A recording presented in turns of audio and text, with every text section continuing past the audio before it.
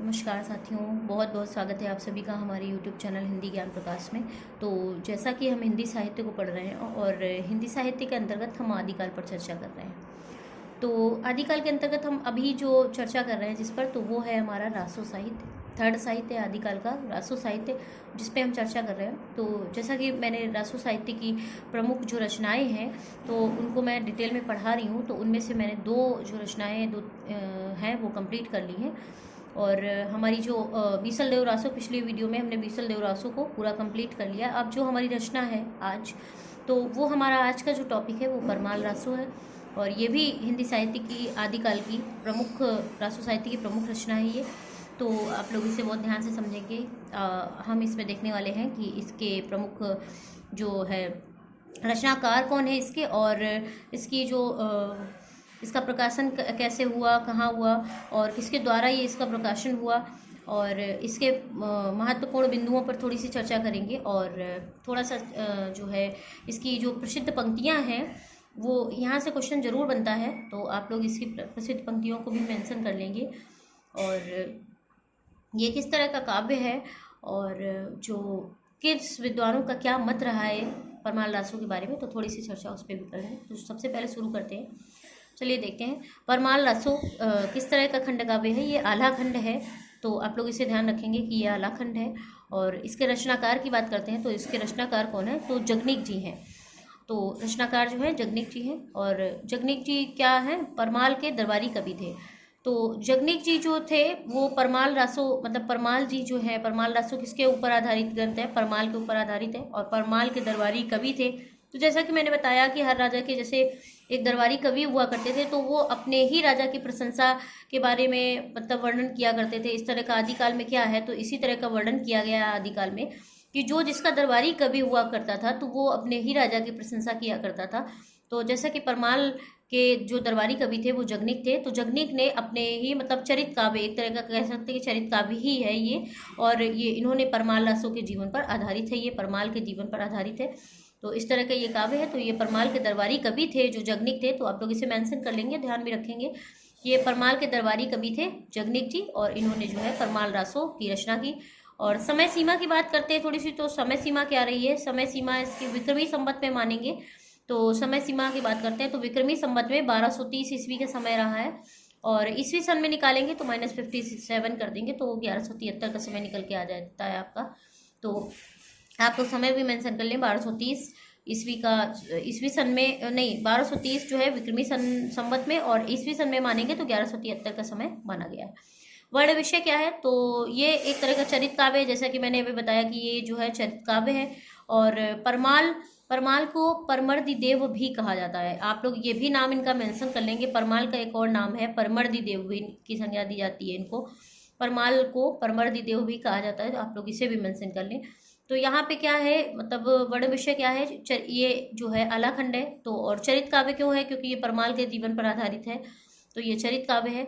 और परमर्दी देव के दो, तो परमाल के इसमें क्या है, चरित वर्ण विषय क्या है कि परमाल के दो वीर योद्धाओं की वीरता का वर्णन है। अच्छा देखिए, वो दो वीर योद्धा कौन है, आज जैसा कि आला खंड है तो आपने आला उदल का नाम सुना होगा। तो ये जो यहाँ पे जो दो वीर योद्धाओं की वीरता का वर्णन किया गया है, तो ये जो है आला उदल, कौन दो वीर थे, तो आप लोग इसे भी मेंशन कर लें, आला और उदल। तो यहाँ ये यही आला और उदल की योद्धाओं वीरता का वर्णन यहाँ पे किया गया है। तो और ये जो ये क्या थे, परमाल के सामंत थे, मतलब ये जो है आला उदल थे, ये परमाल के सामंत मतलब मंत्री हुआ करते थे, आला और उदल। तो इन्हीं की वीरता का वर्णन, योद्धा हुआ करते थे इनके, आला और उदल परमाल के, तो इन्हीं की वीरता का वर्णन इसमें किया गया है। और जो परमर्दी देव मतलब परमाल जो थे वो कालिंजर के शासक थे। ये कहाँ के शासक थे, तो आप लोग इसे भी मेंशन किए, ये भी पॉइंट अपने आप में बहुत महत्वपूर्ण पॉइंट है। तो कालिंजर के शासक थे ये। और आला उदल कहाँ के निवासी थे, तो आला उदल के बारे में थोड़ी सी बात करते हैं। तो आला उदल जो थे ये महोबा के निवासी थे। तो आप लोगों ने इतना तो आप लोग को पता ही होगा, आला और उदल जो महोबा के निवासी तथा बनाफड़ शाखा के ये क्षत्रिय थे। मतलब ये कहाँ के क्षत्रिय, मतलब वो हुआ करते थे जैसे सैनिक जो कह सकते हैं, तो बनाफड़ शाखा के ये क्षत्रिय थे। तो इस तरह से। और अलाउद्दीन कहाँ के निवासी थे? महोबा के। तो इस रचना में क्या है कि बनाफरों द्वारा लड़े गए 52 युद्धों का वर्णन है। तो इस रचना में क्या है? बनाफरों के द्वारा लड़े गए 52 युद्धों का वर्णन है। आप लोग इसे भी मेंशन कर लेंगे।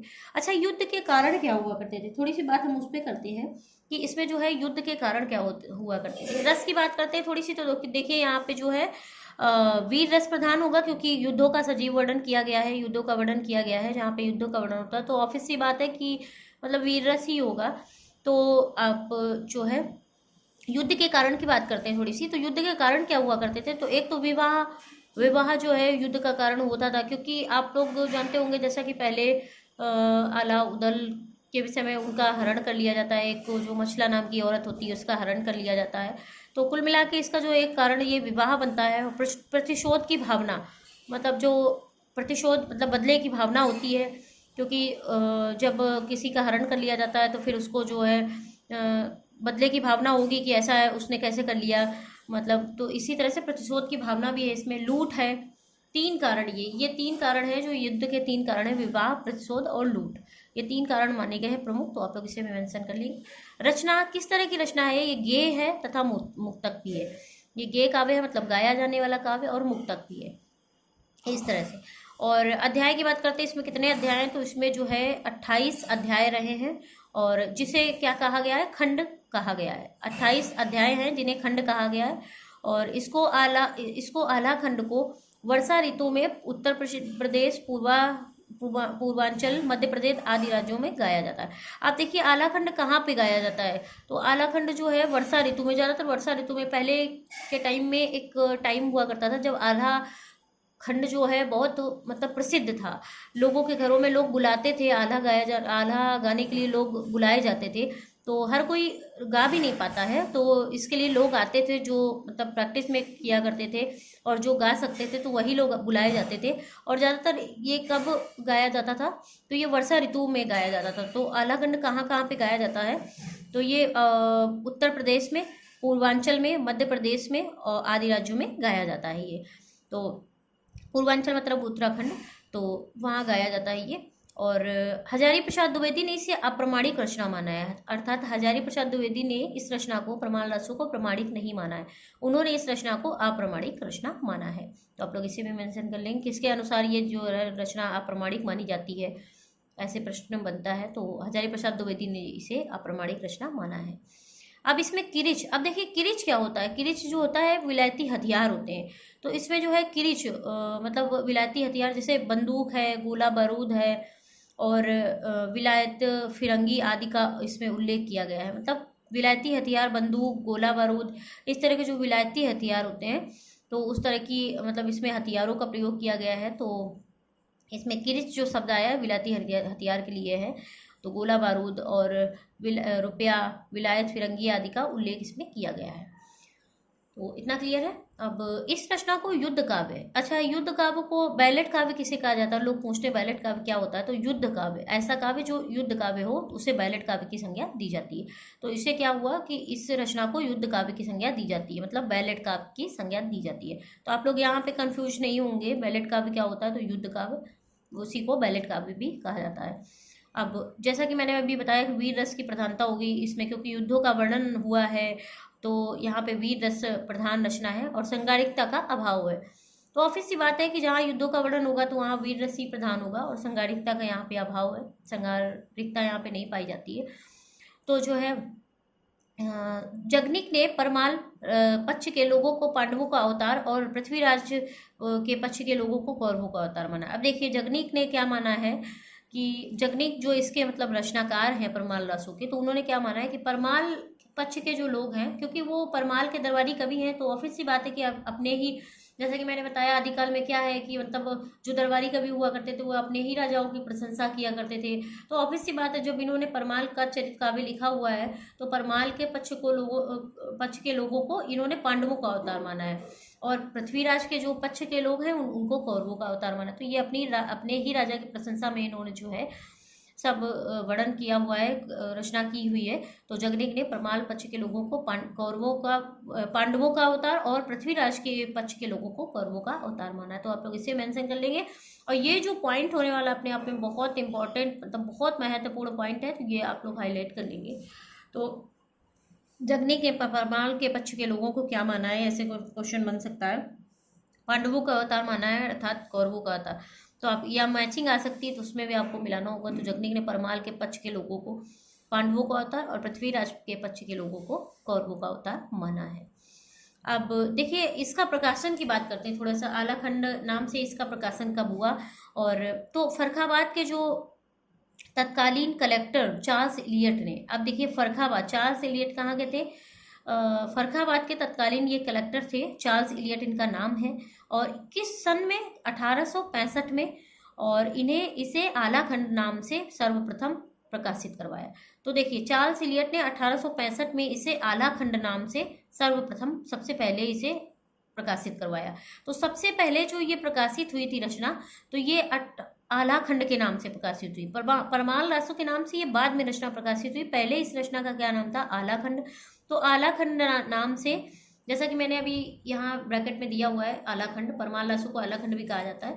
तो ये क्या है, आलाखंड नाम से ही पहले प्रकाशित हुई थी ये रचना। तो किसने करवाया था इसका प्रकाशन आलाखंड नाम से, फर्रुखाबाद के तत्कालीन कलेक्टर चार्ल्स इलियट ने। और किस सन में, तो 1865 में। और इसे आलाखंड नाम से सबसे पहले आलाखंड नाम से प्रकाशित करवाया था। अब बाद में, यहीं पे आगे आप लोग और मेंशन कर लेंगे एक पॉइंट, कि बाद में 1920 में ईस्वी में, बाद में 1920 ईस्वी में डॉक्टर श्याम सुंदर दास जी ने इसका प्रकाशन नागरी प्रचारणी सभा द्वारा परमाल रासो नाम से करवाया। अब देखिए ये पॉइंट भी अपने आप में बहुत महत्वपूर्ण है। यहाँ से दो क्वेश्चन बनते हैं कि पहले इसका मतलब आलाखंड नाम से इसका प्रकाशन किसने करवाया, ऐसे बन सकता है, वो किस सन में हुआ। तो फर्रुखाबाद के तत्कालीन कलेक्टर जो चार्ल्स इलियट ने करवाया। चार्ल्स इलियट ने आलाखंड नाम से इसका प्रकाशन 1865 ईस्वी में करवाया। ठीक है, क्लियर है इतना। और बाद में श्याम सुंदर दास जी ने 1920 ईस्वी में, और कहाँ से करवाया, किस मतलब उससे, तो इसका प्रकाशन नागरी प्रचारणी सभा द्वारा परमाल रासो नाम से करवाया। तो 1920 परमाल रासो के नाम से ये रचना प्रकाशन इसका किसने करवाया, डॉक्टर श्याम सुंदर दास जी ने। और सन 1920 ईस्वी में कहाँ से करवाया, नागरी प्रचारणी सभा द्वारा करवाया। ठीक है, इतना क्लियर है।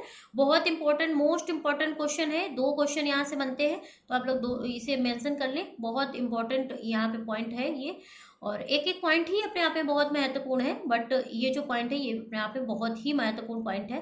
तो आप लोग इसे मेंशन कर लें कि आलाखंड नाम से प्रकाशन किसने करवाया, चार्ल्स इलियट ने। किस सन में करवाया, 1865 ईस्वी में। और 1920 में परमाल रासो के नाम से किसने करवाया, 1920 ईस्वी में श्याम सुंदर दास जी ने। कहाँ से, नागरी प्रचारणी सभा द्वारा करवाया। तो अब नेक्स्ट पॉइंट है, वाटरफील्ड ने इसके पदों का अंग्रेजी में अनुवाद किया तथा इसे आलाखंड पृथ्वीराज पृथ्वीराज रासो का ही एक खंड माना। अब देखिए जो वाटरफील्ड है, वाटरफील्ड नाम के जो एक रचनाकार हुए, कह सकते हैं, इसके पदों का जो अंग्रेजी में अनुवाद किया, मतलब आलाखंड के पदों का उन्होंने अंग्रेजी में अनुवाद किया। और इसको क्या माना, कि उन्होंने माना कि ये पृथ्वीराज रासो का ही एक खंड है। वाटरफील्ड ने इसे पृथ्वीराज रासो का ही खंड माना। लेकिन क्या है कि जॉर्ज ग्रियर्सन ऐसा नहीं मानता। जॉर्ज ग्रियर्सन इसका खंडन करते हैं, और जॉर्ज ग्रियर्सन जी क्या कहते हैं, वो कहते हैं कि नहीं, ये पृथ्वीराज रासो का खंड नहीं है, पृथ्वीराज रासो जो है वो इसका खंड है एक। तो उन्होंने ऐसा माना। तो जो है क्या है, आप लोग छोटा सा इसे मेंशन कर लेंगे कि जॉर्ज ग्रियर्सन ने इसका खंडन किया। मतलब वो ऐसा नहीं मानते हैं कि ये जो है आलाखंड है, जो ये पृथ्वीराज रासो का खंड है, वो ऐसा नहीं मानते, बल्कि वो कहते हैं कि जो पृथ्वीराज रासो ग्रंथ महाकाव्य है, तो वो इसका जो है परमाल रासो का ही एक खंड माना है उन्होंने। तो इस तरह से आप लोग इसे मेंशन कर लेंगे। अब देखिए नेक्स्ट पॉइंट है, पृथ्वीराज रासो का पैटर्न महाकाव्यात्मक है, तो आला खंड जो है गेयात्मक है। ये कौन कह रहा है, डॉक्टर बच्चन सिंह जी ने कहा है कि पृथ्वीराज रासो का जो पैटर्न है, मतलब वो महाकाव्य, पृथ्वीराज रासो कैसा काव्य है, वो महाकाव्य है। और जो आलाखंड है वो गेयात्मक है, मतलब वो गाया जाने वाला काव्य है। तो यदि हम किसी का खंड हो सकता है, यदि यह किसी का खंड हो सकता है, तो परमाल रासो का हो सकता है। मतलब डॉक्टर बच्चन सिंह ने ये कहा, ये जो पृथ्वीराज रासो है वह परमाल रासो का खंड माना है। उसको डॉक्टर किसने माना है, डॉक्टर बच्चन सिंह ने। यदि ये किसी का खंड हो सकता है तो वो किसका हो सकता है, परमाल रासो का। डॉक्टर बच्चन सिंह ने ये कहा है। अब थोड़ी सी चर्चा इस पर प्रसिद्ध पंक्तियों पे कर लेते हैं कि क्या है प्रसिद्ध, तो ये बहुत प्रसिद्ध पंक्ति है। 12 बरस लो कुकर जीवे और 13 लो जिये सियार, बरस 18 छत्री जीवे आगे जीवन को धिक्कार। अब देखिए जो पंक्ति है बहुत महत्वपूर्ण पंक्ति है अपने आप में, कि 12 वर्ष लोग कुकर जीवे, 12 वर्ष तक कुकर जीवित रहता है और 13 वर्ष तक सियार जीवित रहता है। ये जो है जगनीक कह रहे हैं यहाँ पे, मतलब जगनीक की प्रसिद्ध पंक्ति है, इसी के परमाल लासो की प्रसिद्ध पंक्ति है। और बरस 18 छत्री जीवे आगे जीवन को धिक्कार। तो जैसा कि पहले नहीं सेना में लोग जाते थे, सैनिक बनते थे, तो 18 साल की उम्र में मतलब भर्ती किया जाता था सेना में, तो मतलब उसमें शहीद हो जाते थे। जैसे कि युद्ध हो रहे हैं उसमें मारे जाते थे कुल सैनिक, तो उसमें शहीद हो जाते थे। तो 18 वर्ष की मतलब बरस 18 छत्री जीवे, तो वो जो जीवन मानते थे उनका 18 साल का ही मानते थे, कि कब जब 18 साल में सैनिक में हो गए तो कब उनकी मृत्यु हो जाए, कब क्या हो जाए, कुछ पता नहीं होता था। तो इसीलिए इन्होंने यहाँ पे मतलब पंक्ति में मेंशन किया है कि बरस 18 छत्री जीवे आगे जीवन को धिक्कार। अगर मतलब क्षत्रिय ना बन सके 18 वर्ष में, मतलब शहीद ना हो सके, सैनिक ना बन सके, और त्याग कह सकते सैक्रिफाइस एक होता था कि मतलब जीवन का बलिदान दे देते थे लोग, युद्ध लड़ते थे, और जिसके सैनिक हुआ करते थे राजा के, तो वो अपने राजा के लिए अपना बलिदान दे देते थे, क्योंकि युद्धों में अगर वो मारे जाते थे तो वो शहीद हो जाते थे। तो इस तरह से बरस 18 क्षत्रिय जीवे आगे जीवन को धिक्कार। तो ये पंक्ति अपने आप में ये कहती है। अब नेक्स्ट जो पंक्ति है हमारी, नेक्स्ट जो पंक्ति है, तो सदा तरैया ना बन फूले, यारो सदा न सावन होए, स्वर्ग मड़ैया सब काहू कह, यारो सदा न जीवे कोय। अब देखिए ये पंक्ति क्या कहती है अपने आप में, कि सदा जो है तालाब में जंगल नहीं उगता, वन फूल है। सदा तालाब में जो है वन नहीं होता है, जंगल नहीं होता है। यारो सदा न सावन होए, यारो सदा सावन भी नहीं होता है, मतलब हमेशा सावन भी नहीं रहता है। और स्वर्ग मड़ैया सब काहू के, स्वर्ग रूपी जो मड़ैया मतलब छप्पर होता है, स्वर्ग रूपी जो छप्पर है वो सब का, वो वहाँ पे सबको जाना है एक दिन, मतलब वो सबके लिए खुला हुआ है, उस वहाँ सबको जाना है। यारो सदा त जीवे कोई, हमेशा कोई जीवित भी नहीं रहता है ना। तो इस तरह से, तो इसका मैंने अर्थ यहाँ पे जो है, ये इसका जो शाब्दिक अर्थ है वो भी मैंने मेंशन करके रखा हुआ है, तो आप लोग भी इसे मेंशन कर लें कि इसका शाब्दिक अर्थ क्या है, कि हमेशा तालाब में जंगल नहीं उगता है, और यारो सदा न साबुन हुए, हमेशा साबुन भी नहीं रहता है। और स्वर्ग मड़ैया सब काहू के, स्वर्ग सबके लिए खुला है, जो स्वर्ग रूपी छप्पर है वो सबके लिए खुला है।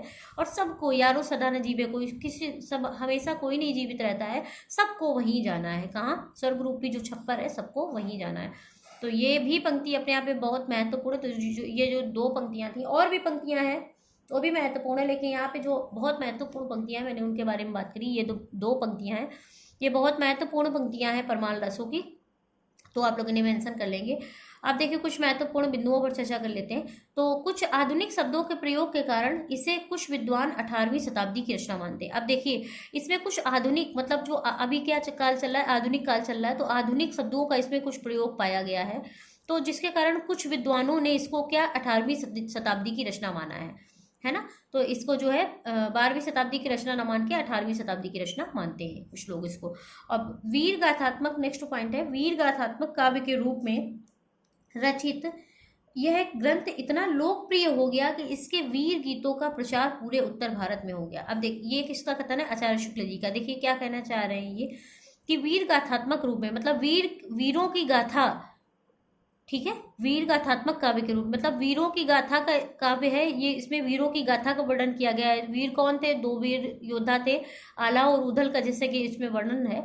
तो ये काव्य के रूप में बन गया, आला और उदल गाया जाने लगा, जैसे मैंने बताया अभी आला खंड गाया जाता है, तो ये काव्य के रूप में गाया जाने वाला काव्य हो गया, है ना। तो इसके ये इतना लोकप्रिय हो गया। अब मैंने बताया ना कि आला उदल का वर्णन इतना, मतलब आला उदल का लोगों का जो है, ये आला खंड जो है जगह जगह लोग गाते थे, तो आला उदल की वीरता का वर्णन किया जाता था। तो ये इतना लोकप्रिय बन गया कि इसके वीर गीतों का प्रचार पूरे उत्तर भारत में हो गया, क्योंकि ये यूपी में गाया जाता है, जैसे मैंने अभी बताया कि उत्तर प्रदेश में, उत्तराखंड में, पूर्वांचल में, तो इस तरह से ये गाया जाता है। तो पूरे उत्तर भारत में ये मतलब गाया जाता है, और वर्षा ऋतु में इसका जो है ज़्यादा, इसका जो है वर्णन किया जाता है।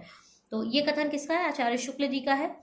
तो जैसा कि ये गाया जाने वाले काव्य बन गया, लोगों को इंटरेस्टिंग लगने लगा कि अरे भाई चलो आला उदल का आला खंड सुनते हैं, चलो आला के बारे में आला सुनाया जा रहा है, गाया जाने वाला काव्य था, लोगों को इंटरेस्टिंग लगने लगा, तो चीज़ें समझ में आने लगी, है ना। तो इस तरह से जो लोग जो मतलब साहित्य में ये एक इंटरेस्टिंग सब्जेक्ट बोल सकते हैं कि बहुत ही मतलब रुचि रुचि वाला बन गया, रुचि प्रिय, है ना, लोकप्रिय, जिस तरह से लोकप्रिय हो गया। तो ये पॉइंट है, ये आचार्य शुक्ल जी का है। और नेक्स्ट है हमारा, साहित्यिक रूप में न होने पर भी जनता के कंठ में जगनीक के संगीत की वीर दर्पपूर्ण प्रतिध्वनि अनेक बल खाती हुई अभी तक चली आ रही है। देखिए आचार्य शुक्ल जी ने क्या कहा, वही चीज इन्होंने फिर बोली है कि साहित्यिक रूप में न होने पर, ये साहित्यिक रूप में नहीं भी ना होने पर जनता के कंठ में, मतलब लोगों के कंठ में जगनीक के संगीत की, जो जगनीक की ये रचना है, ये लोगों के कंठ में, मतलब लोगों के द्वारा गाई जा रही है, जगनीक की ये जो रचना है परमाल रसो आला उदल की वीरता का इसमें वर्णन है, वीर दर्पपूर्ण। तो ये जो प्रतिध्वनि है, ये लोग अनेक बल खाती हुई अभी तक चली आ रही, मतलब जो आला उदल का ये वीरता का वर्णन है, ये अभी तक गाया जा रहा है। ये काव्य जो है आला उदल का काव्य जो अभी तक गाया जा रहा है, और ये जो है किसकी जगनीक के संगीत की जो वीर दर्पपूर्ण प्रतिध्वनि है, अनेक बल खाती हुई अभी तक चली आ रही है। बात सही है, ये अभी तक गाया जा रहा है, आलाउद्दल का जो वीरता का वर्णन है, और किसके द्वारा रचित है ये, तो जगनीक के द्वारा। तो इनकी जो रचना है तो ये अभी तक गाई जा रही है, तो ये भी आचार्य शुक्ल जी का कथन है, तो आप लोग इसे भी मेंशन कर लेंगे। अब नेक्स्ट पॉइंट है, आला खंड में श्रृंगारिकता का एकांत जो है अभाव है, और कहीं कहीं आला उदल की रसिकता के संकेत भी मिल जाते हैं। अब देखिए, आला उदल में श्रृंगारिकता का एकांत अभाव है, तो ये डॉक्टर बच्चन सिंह क्या कहते हैं, जैसा कि इसमें वीर रसी प्रधान है, तो श्रृंगारिकता का ऑफिस बात है, श्रृंगारिकता का अभाव होगा, और कहीं कहीं उदल की रसिकता के संकेत भी इसमें मिल जाते हैं, कहीं कहीं जो है उदल की रसिकता के संकेत भी इसमें मिल जाते हैं। तो ये डॉक्टर बच्चन सिंह का कथन है। और नेक्स्ट जो है, आला खंड वीर रस से परिपूर्ण सरस एवं ओजस्वी रचना है। जो आला खंड है ये वीर रस से परिपूर्ण है, जैसा कि मैंने बताया वीर रस की प्रधानता, क्योंकि युद्धों का वर्णन है इसमें, आला उदल की वीरता का वर्णन है, तो जहाँ वीरता का वर्णन हो, युद्धों का वर्णन हो, तो इस ऐसा जो काव्य होता है वो उसमें वीर रस ही प्रधान होगा। तो आला उदल वीर रस से परिपूर्ण है, सरस एवं ओजस्वी रचना है। सरस, इसकी जो भाषा है वो सरस है, और ओजस्वी रचना है। तो ये जो पॉइंट है ये किसका है, ये जो कथन है ये किसका है, तो डॉक्टर राम स्वरूप चतुर्वेदी जी का कथन है। तो इतने जो महत्वपूर्ण बिंदु हैं हमने उस पर थोड़ी सी चर्चा की। तो आला उदल के बारे में इतना ही, मतलब परमाल रासों के बारे में इतना ही, जिसमें आला उदल की वीरता का वर्णन है। मेन कुछ 2 लाइनों में हम इसको डिफाइन करना चाहें तो इसमें आला उदल की वीरता का वर्णन है, और जो परमाल रासो है तो जगनीक ने की रचना है ये, और परमाल रासो की, परमाल के दरबारी कवि हुआ करते थे जगनीक, तो उन्होंने अपने ही, मतलब उनके दरबारी कवि थे, तो अपने ही राजा पर जो है चरित काव्य लिखा, परमाल पर आधारित है ये। तो इस तरह से, और महत्वपूर्ण बिंदुओं को विशेष ध्यान रखेंगे आप लोग, तो ये जो पॉइंट है अपने आप में बहुत महत्वपूर्ण पॉइंट है, और इस तरह से तो आप लोग इसे याद रखेंगे कि ये किस तरह का काव्य है। तो आज के लिए बस इतना ही, अब नेक्स्ट रचना में मिलते हैं फिर हम। तो वीडियो अगर अच्छा लगे तो वीडियो को लाइक ज़रूर करें आप लोग, और चैनल को सब्सक्राइब करें, और